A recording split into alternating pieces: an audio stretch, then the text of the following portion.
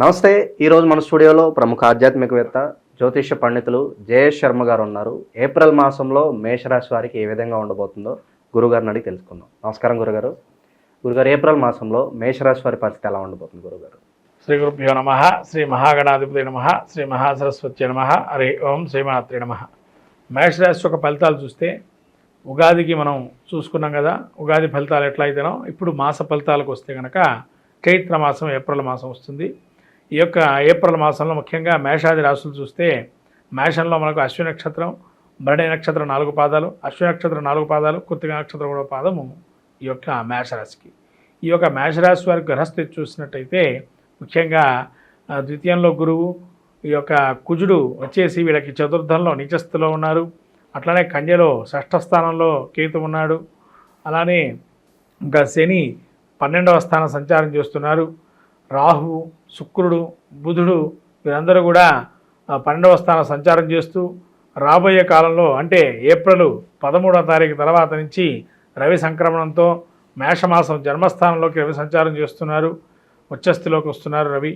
అలానే ఈ యొక్క రుజు మార్గంలోకి శుక్రుడు, బుధుడు ఏప్రిల్ 8వ తారీఖు నుంచి బుధుడు వక్రగమనంతో రుజు మార్గంలో ప్రవేశించడం, అట్లానే శుక్రుడు కూడా తన యొక్క వక్రీకరించిన గ్రహం కూడా మళ్ళీ ఉచ్చస్థితిలోకి రుజు మార్గంలో ప్రవేశించడం జరుగుతుంది. ఈ విధంగా మనం మేషరాశి యొక్క ఫలితాలు చూసినట్టయితే ముఖ్యంగా ప్రథమార్థం అంతంత మాత్రంగా ఉంటుంది. అంటే మొదటి 15 రోజులు పెద్దగా బాగుండదు వీళ్ళకి. తర్వాత 15 రోజులు అత్యద్భుతంగా ఉంటుంది. ఎందుకనగా ఉచ్చస్థితిలో జన్మరాశిలో రవి సంచారం చేస్తూ ఉచ్చస్థితిలో ఉంటూ, అలానే వీరికి ఈ యొక్క శుక్రుడు, బుధుడు కూడా అనుకూలంగా ఉంటూ 12వ స్థానంలో అనుకూల అంశంగా గోచరిస్తుంది. కాబట్టి వీళ్ళకి ఏ విధంగా ఉంటుందయ్యా అంటే ఒక శని 12 ఏళ్ళ నడిచే ప్రభావం ప్రారంభమైంది కాబట్టి కొంత పనుల్లో జాప్యాలు జరగటము, లేదా కొన్ని పనులు ప్రారంభంలోనే ఆగిపోవటము, అలానే కొన్ని కార్యాల్లో మధ్యస్థంగా ఉండిపోవడం, మధ్యలో ఆగిపోవటం, మళ్ళీ మొదలు పెట్టుకోవటం లాంటివి జరిగే అవకాశాలు ఉన్నాయి. వ్యాపారంలో కొంతవరకు నష్టాలు చూసే అవకాశం ఉంటుంది. అలానే ఆర్థిక పరంగా చూస్తే కనుక రెండో అర్థం బాగుంది ప్రథమార్థం కన్నా. అందుకని ఆర్థిక లావాదేవీలు జరుపుకోవాల్సి ఉన్నట్లయితే రెండో పక్షం ఏదైతే ఉందో 15వ తారీఖు తర్వాత నుంచి రెండో పక్షంగా బాగుంటుంది. అలానే శుక్రుడు, బుధుడు యోగదాయకంగా 12వ స్థానం సంచారం చేస్తున్నారు. కుటుంబంలో కానీ తన యొక్క జీవిత భాగస్వామితో కానీ అనుకూలమైన అంశంగా గోచరిస్తుంది. అయితే ఒకటి కుజుడు నీచ స్థితిలోకి కర్కాటకంలో ప్రవేశించడం ద్వారా కొంత బుద్ధిమాంద్యత కలిగి ఏదైనా ఆలోచన చేస్తున్నప్పుడు అంత అనారోగ్యం రావటం, ముఖ్యంగా ఆరోగ్యం బాగలేకపోవటం, ఉన్నట్టుండి ఆరోగ్యం ఒక్కసారిగా వడదెబ్బ తగలటం కానీ, ఉష్ణం పెరగటం లోపల కానీ, లేదా అజీర్ణం కానీ, భోజనం చేసి నరక్కపోవటం కొంతవరకు అలా కొంత అనారోగ్యం వచ్చేటువంటి అవకాశం ఉంది. అందులో బంధువైరం లేదా జ్ఞాతులు, ఆప్తమిత్రులుగా ఉండేటువంటి వారు దూరంగా ఉండటం వీళ్ళని, అలా ఇంతగా మనతో కలిసి ఉన్న వాళ్ళు కూడా ఇంత దూరంగా వెళ్ళిపోతున్నారు ఏంటి అని ఒక మనసులో ఒక చికాకుగా ఉండటం, ఇంతగా కలిసి మాట్లాడుకున్న వాళ్ళు దూరంగా వెళ్ళిపోవడం అని కొంత ఇబ్బంది కలిగే అంశంగా గోచరిస్తుంది. కొన్ని కార్యాల్లో వీళ్ళు ముందరికి వెళ్ళలేరు, వెనక వెళ్ళలేరు అనే పరిస్థితుల్లో మధ్యలో ఆగిపోవటం ఉంటుంది. అలానే వీరికి కేతువు షష్ఠ స్థానంలో ఉండటం వల్ల కొంతవరకు ఇబ్బంది కలిగే అవకాశం ఉంది. కాబట్టి ఏదైనా కానీ రుణాలు తీసుకునే దానిలో కానీ అనుకున్న దానికన్నా తక్కువ వచ్చే అవకాశం ఉంది. అలానే వీరికి ఈ కుజుడు కూడా సప్తమ అష్టమ దృష్టితోని ఈ యొక్క దశమ ఏకాదశ స్థానాలు చూస్తున్నారు కాబట్టి వృత్తిరీత్యా కొంత ఇబ్బందులు కలిగే అవకాశం ఉంటుంది. వృత్తిలో కొంతవరకు మార్పులు చేద్దామా అనే ఒక ఆలోచనలో ఉండటం, ఉన్నట్టుండి ఒత్తిడి పెరగటం, లాభం లేదు ఎంత చేసినా కూడా వీళ్ళకి ఒక భావన కలగటం అనేది కలుగుతుంది. అలానే వీళ్ళకి ఎదుటి మనిషి మాట్లాడేటప్పుడు ఎదుటి మనిషి కావచ్చు, లేదా ఇంట్లో భాగస్వామ్య కావచ్చు, లేదా వ్యాపారంలో భాగస్వామ్య వ్యాపారం ఉండొచ్చు, వాళ్ళతో కొంత వైరం ఏర్పడే అవకాశం ఉంటుంది. చిన్న మాటన్నా దాన్ని వాళ్ళు పెద్దగా తీసుకొని దాన్ని బాగా సాగదీయటం, తద్వారా కొంత అభిప్రాయ భేదాలు రావటం, మనస్పర్ధలుగా ఉండటం అనేది కూడా ఒక భాగస్వామితో కూడా వచ్చే అవకాశం ఉంటుంది. అలానే వీరికి సంతానంతో కూడా ఇబ్బందులు కోరుకునే అవకాశం ఉంటుంది. సంతానం కూడా ఎలా అంటే వారికి కూడా అనారోగ్యం రావటం, లేదైనా వీళ్ళు చెప్పిన మాట వినకపోవటం, మొండిగా వైఖరించడం అటువంటివన్నీ కూడా జరిగే అవకాశం ఉంటుంది. ఇంకా వేళ తప్పిన భోజనాలు అంటే ఎన్ని కోట్ల సంపాదన ఉన్నా ఆ మతి స్థిమితం లేని ఆలోచనలతో వేళ తప్పిన భోజనంతో ఇబ్బంది పడటం, విదేశీ ప్రయత్నం చేద్దామా, ఉన్న చోట బాలేదు కదా, వేరే ఆలోచనతో వేరే ఇంకో ప్రదేశానికి వెళ్ళి జీవనం చేద్దామా అనేటువంటి ఆలోచనతో ఉండటం.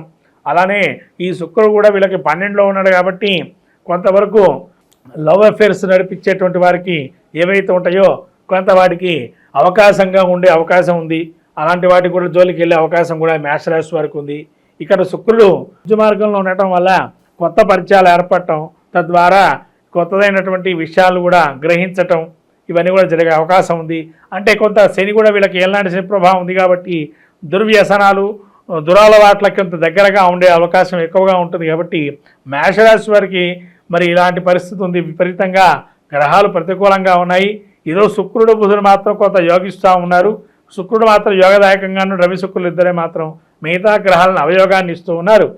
ముఖ్యంగా చెప్పాలంటే విదేశీ విద్యార్థులు ఎవరైతే ఉన్నారో కొంతవరకు ఇబ్బంది కలిగే అవకాశం ఉంటుంది. వాళ్ళు వెళ్ళిపోవాలా వద్దా అనే మధ్యస్థంలో ఉంటారు, డైలమాలో ఉంటారు. ఉద్యోగం కూడా మానేయాల్సిన పరిస్థితి ఉంటుంది. కానీ ఇబ్బందికరమైనటువంటి పరిస్థితితో ఇక్కడ గెలుస్తామా బయట గెలుస్తామా అనే ఆలోచనతో ఉంటారు. తర్వాత వీళ్ళు వివాహ ప్రయత్నాలు చేసేటువంటి వారికి కూడా పెద్దగా యోగదాయకంగా ఉండదు. అలానే నూతన గృహప్రవేశాదులు చేసుకునేటువంటి వారు కూడా దగ్గర దాకా వచ్చి ఆగిపోవటం, లేతైనా ఓ పెద్దది ఏదైనా స్థలం చూస్తారు, లేకపోతే ఇల్లు చూస్తారు, ఆ స్థలమో ఇల్లు కొండాలంటే ఉన్న ఇల్లు అమ్ముకునే పరిస్థితికి వస్తుంది.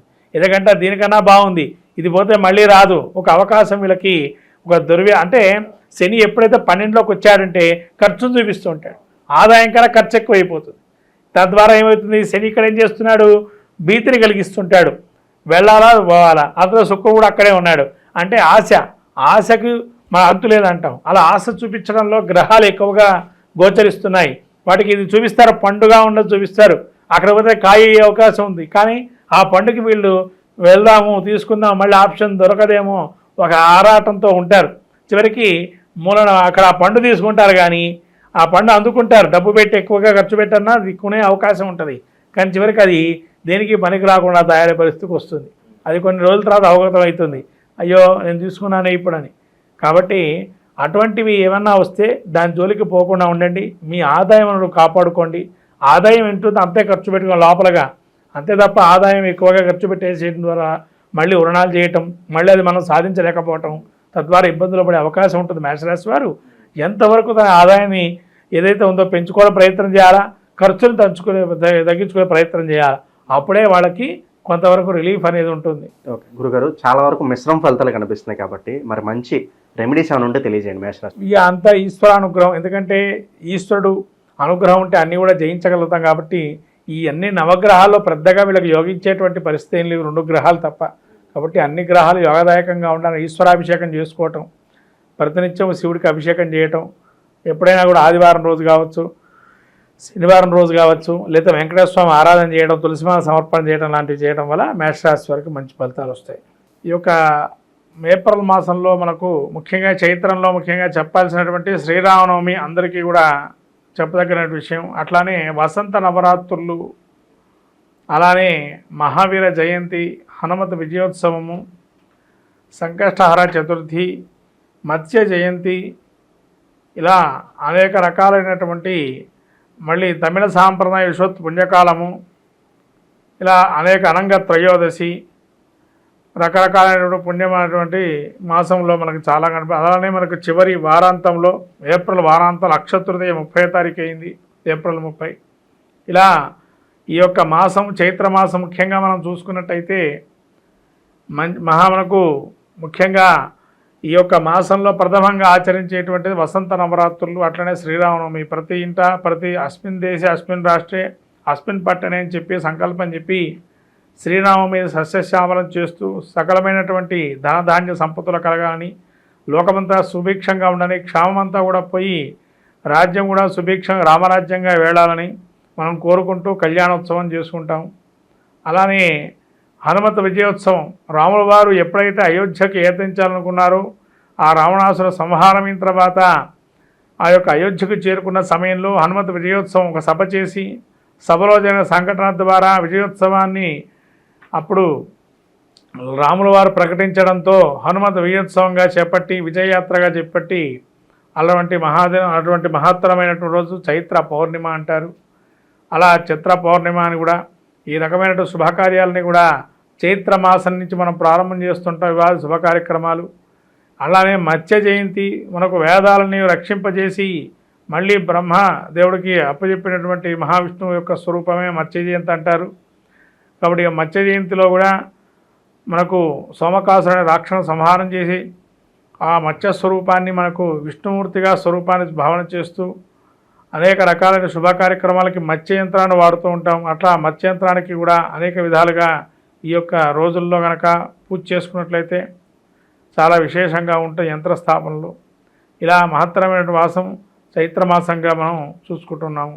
ఈ చైత్రమాసంలో అందరికీ కూడా శ్రీరామనవమి శుభాకాంక్షలు తెలుపుతూ అట్లానే లోకము కూడా సుభిక్షంగా సస్యశ్యామలంగా కళ్యాణార్థం అందరికీ కూడా ఎటువంటి ఈతి బాధలని తొలగిపోయి కరువు కాటకాలని తొలగిపోయి రామరాజ్యంతో సుభిక్షంగా ఉండాలని కోరుకుంటూ ఏప్రిల్ మాసంలో మేషరాశి వారికి ఏ విధంగా ఉండబోతుందో చాలా బాగా వివరించారు గురుగారు. ధన్యవాదాలు.